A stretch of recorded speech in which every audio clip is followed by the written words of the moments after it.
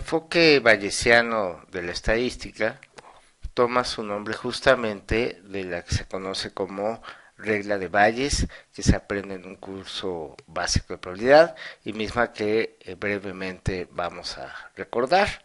Retomando un esquema del video previo sobre probabilidad condicional, nuevamente consideremos este rectángulo mayor como omega, el espacio muestral, es decir, el conjunto de resultados posibles u observables de un fenómeno aleatorio, y estos cuatro subconjuntos pues representan cuatro eventos dentro del espacio de eventos asociado a ese fenómeno o experimento aleatorio.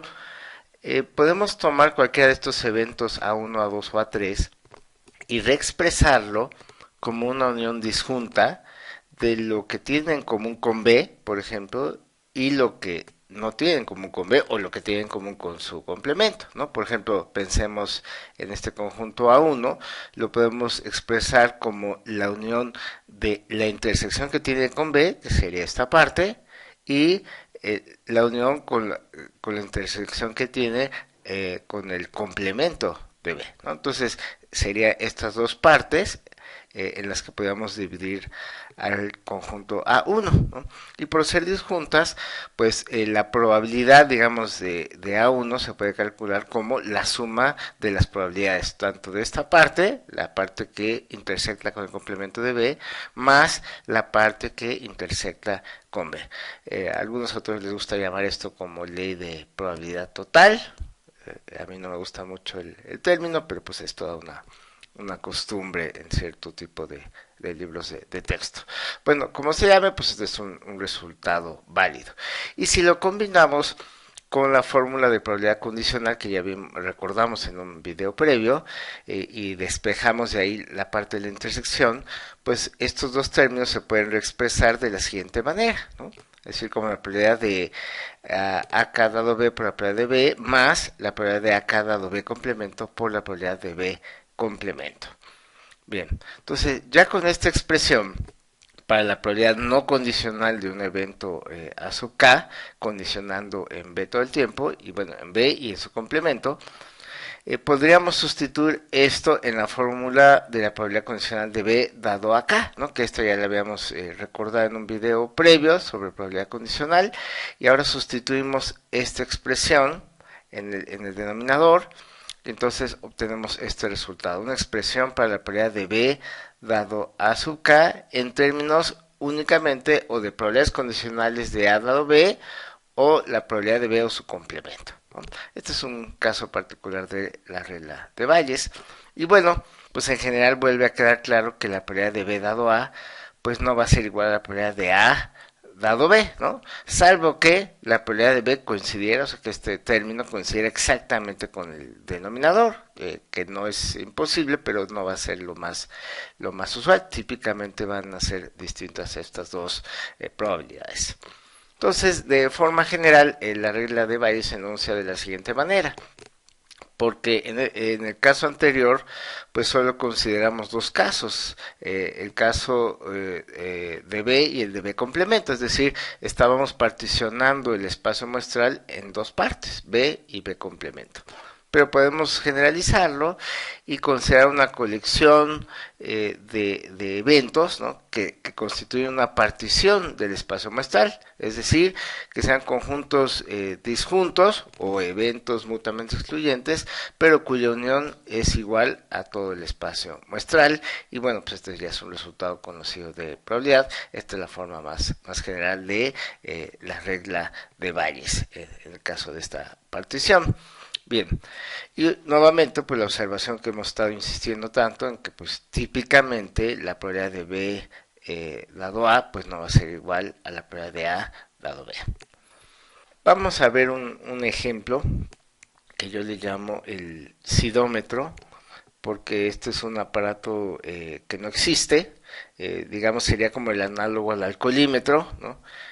Digamos que se le encarga a un grupo de ingenieros biomédicos mexicanos y construir un aparato al cual con tan solo soplarle pues nos puede indicar si la persona tiene o no SIDA, o bueno, siendo un poquito más precisos, lo que se busca determinar es la presencia o no del VIH, del virus de inmunodeficiencia humana, pero bueno, coloquialmente nos referimos al SIDA, aunque el SIDA ya es la consecuencia que se desarrolla después. Pero bueno, no, creo que nos entendemos. Es un ejemplo de probabilidad de medicina. Entonces, se propone a este grupo de ingenieros biomédicos construir un sidómetro y nos reportan que ya lo lograron, ¿no? Supongamos que ya nos dicen, ya tenemos el aparato, ¿no? Entonces, pues el aparato hace una de dos cosas, ¿no? Diagnosticar presencia de VIH, ¿no? Si tiene o no tiene el VIH, ¿no? Ese sería un evento a considerar y que es el evento de interés, ¿no? Pero otro evento, pues será el que la persona efectivamente tenga el VIH, ¿no? Porque, bueno, pues no hay aparato perfecto, ¿no? Digamos, se busca que los aparatos en general sean lo más precisos posibles, pero bueno, pues siempre tienen algún margen de error, a veces grande, a veces pequeño, ¿no? Entonces, idealmente nos gustaría que fueran eventos equivalentes, ¿no? Que con el aparato diagnostique VIH, efectivamente la persona lo tenga y viceversa, ¿no?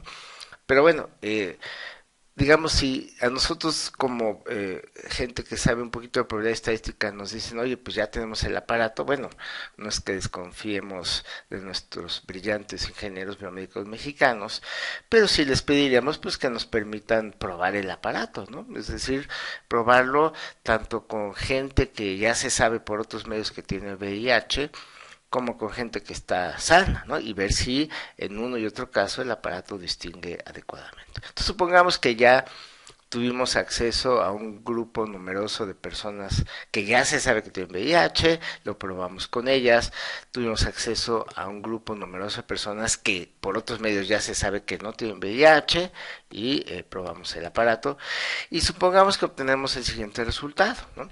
Que en el 99% de los casos, cuando se lo aplicamos a personas con VIH, el aparato confirmó el diagnóstico, ¿no?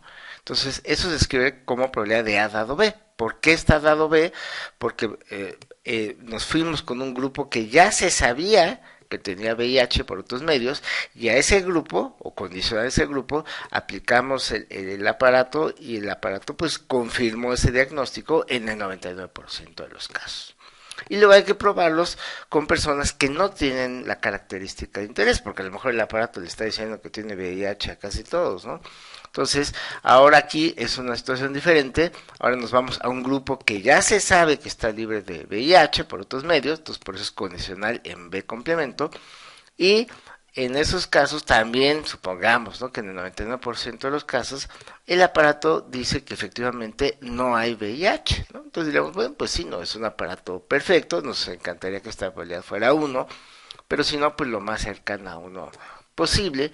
Y bueno, uno pensaría, pues que entonces el aparato funciona muy bien, que sería muy adecuado utilizarlo aquí en México, ¿no?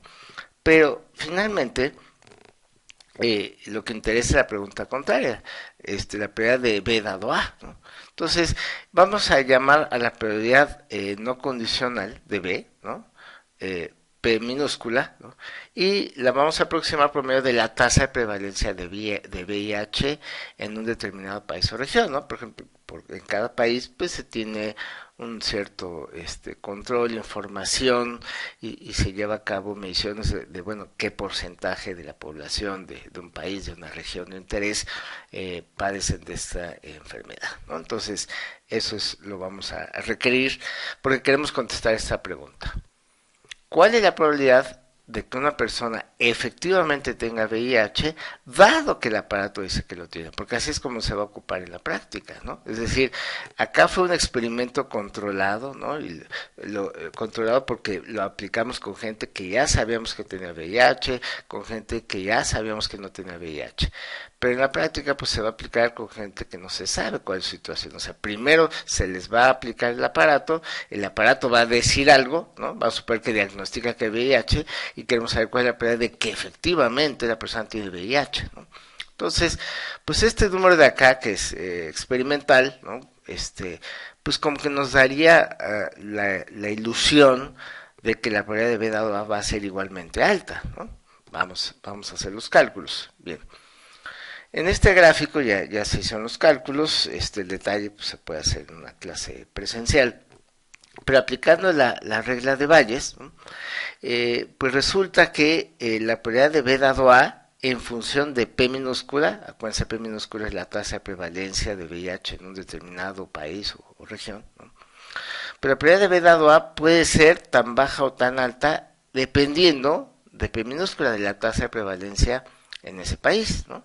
Es decir, en un momento dado, para que la probabilidad de B dado A fuese igual a la probabilidad de A dado B, que es 0.99, esto solo se logra si la tasa de prevalencia en ese país o región fuera del 50%. Eso todavía no ocurre en nuestro planeta, hasta el momento, esperemos que nunca lleguemos a algo así, pero aún en los países con mayor incidencia de VIH todavía no le llegan a estos niveles, ¿no?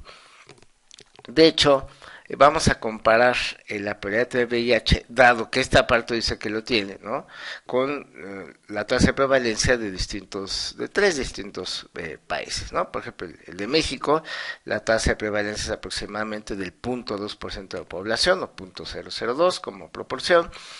Y pues en ese caso, a la hora de aplicar la regla de Bayes, la probabilidad de B dado A nos da de 0.166, es decir, solo hay una probabilidad de 16.6% de que una persona tenga VIH, dado que el aparato indica que lo tiene, ¿no? Aunque a nosotros nos parecía que era muy bueno este dato que tenemos acá, ¿no? De que la probabilidad de dado B era muy alta, ¿no? Aparentemente 0.99, y dijimos, adelantamos, esto nos creaba la falsa ilusión de que a lo mejor la probabilidad de B dado A iba a ser igualmente alta, pero este gráfico ya nos adelantaba que eso iba a depender de la tasa de prevalencia, ¿no? Y si la tasa de prevalencia pues es bastante más cercana a 0 que a 1, pues la probabilidad de B dado A puede resultar bastante baja, y de hecho es el caso de México. Aún si nos vamos a un país como Estados Unidos, que tiene una tasa de prevalencia más o menos del triple de la de México, aún ahí la probabilidad de B dado A, si bien resulta más alta, sigue siendo baja en comparación al 0.99, ¿no? Es la probabilidad de VIH, dado que este hipotético aparato indica que tiene VIH, pues es apenas del 0.374 o del 37.4%. Solo yéndonos al peor caso que se conoce en la actualidad de prevalencia de SIDA, en el caso de este país llamado Suazilandia. Este es un país que se encuentra al noreste de Sudáfrica. Sudáfrica también anda por ahí en los primeros lugares de VIH, pero el número uno es este país que se llama Suazilandia, y que tiene la tasa de prevalencia aproximadamente del 26% de su población, ¿no? O sea, aproximadamente uno de cada cuatro habitantes ahí tiene este problema. Y bueno, a lo que calculamos la probabilidad de B dado A, pues ahí sí ya nos da una probabilidad, no del 99, ¿verdad? Pero sí algo ya más o menos cercano. Entonces, el hecho de tener estos números, ¿no? Es decir, de que experimentalmente la probabilidad de dado B sea 0.99, pues no nos garantiza que la probabilidad de B dado A va a ser igualmente alta. Puede o no serlo, eso depende, en este ejemplo, pues de la tasa de prevalencia de VIH, y pues si está muy a la izquierda, muy cerca del cero, pues va a ser la probabilidad de B dado A va a ser baja, y conforme aumenta muy rápido, pues entonces ya la probabilidad de B dado A comienza a crecer, ¿no? Entonces este es un ejemplo adicional de qué tan diferente puede resultar la probabilidad de B dado A de la probabilidad de A dado B. ¿Por qué insistimos tanto en esto? Ya lo adelantamos en un video anterior sobre probabilidad condicional, porque con esto tienen que ver el paradigma bayesiano de la estadística. Ya yéndonos a estadística, pues en el caso paramétrico, lo que tenemos es pues una muestra aleatoria que proviene de algún modelo paramétrico que conocemos o damos por conocido, o consideramos que tenemos un modelo razonable, que tiene un parámetro o vector de parámetros que desconocemos, ¿no? Que sabemos que pertenece a un cierto conjunto de valores que llamamos espacio paramétrico, pero que el valor del parámetro, vector parámetro, nos resulta desconocido, y queremos inferirlo o hacer inferencia respecto a ese parámetro con base en la muestra aleatoria observada. La estadística clásica pues se apoya mucho en lo que se conoce como función de verosimilitud, que dijimos, pues la verosimilitud es una función del parámetro dada la muestra observada y se calcula como la probabilidad de esa muestra observada dado el parámetro, ¿no? Pero esto no es lo mismo, y ya vimos que puede ser muy distinto, de la probabilidad del parámetro dada la muestra observada. Sin embargo, pues lo que queremos hacer es justamente eso, ¿no? Hacer inferencias del parámetro dada la muestra observada y no al revés, porque ya vimos que los resultados pudieran llegar a ser bastante diferentes, ¿no? Ya por eso era el énfasis de que la probabilidad de A dado B en general pues no va a ser igual a la probabilidad de B dado A, y lo que más podría preocupar es que sean muy distintas, como en el ejemplo que pusimos del sidómetro. Entonces, el enfoque bayesiano de la estadística utiliza la regla de Bayes para hacer inferencias sobre ese parámetro desconocido. De hecho, quien tuvo la visión de aplicar la regla de Bayes para hacer inferencia estadística no fue Bayes, ¿no? Fue Pedro Simón de Laplace, ¿no? Matemático, probabilista francés. Fue él el que tuvo la visión de que la regla de Bayes podría dar lugar a un nuevo paradigma dentro de la estadística, ¿no? Y entonces, ante el problema de obtener una medida de probabilidad para hacer inferencias del parámetro dada la información muestral, pues se aplica la regla de Bayes. Digo, los detalles de esta justificación pues se pueden ver en una clase presencial, aquí lo explicamos de forma muy general. Pensemos que los valores B sub k que se tienen acá en la regla de Bayes representan los distintos valores del parámetro de interés, ¿no? Y A representa justamente la muestra observada. Entonces, en aplicar la probabilidad de B dado A, pues sería la probabilidad de A dado B, entonces queda de esta forma. Ahora sí queda la probabilidad de la muestra dado el parámetro, alias la verosimilitud, como se le llama en la estadística clásica, por la probabilidad no condicional del parámetro. Esta se le conoce como una medida de probabilidad a priori sobre el parámetro. No depende de la información muestral, depende de otras cuestiones que ya discutiremos en un siguiente video. Y el denominador pues simplemente la suma del numerador sobre todos los casos posibles de los valores BK. Entonces, en este caso pues, sería una integral, digamos como una forma más general de la suma, sobre todo el espacio paramétrico, ¿no? de lo que es el numerador. Entonces, con esto ya obtenemos una medida de probabilidad para el parámetro dada la información muestral, y con esto, esta se le conoce como distribución final o a posteriori del parámetro. Se hacen las inferencias sobre dicho parámetro. Y esto que quedó aquí, la probabilidad conjunta de la muestra dado el parámetro teta, es lo que se conoce como la función de verosimilitud en la estadística clásica, y que en el caso de muestras aleatorias, pues son observaciones independientes e idénticamente distribuidas. Entonces esta probabilidad conjunta pues se puede escribir como un producto de marginales, donde esta f pues es el modelo del cual provienen los datos.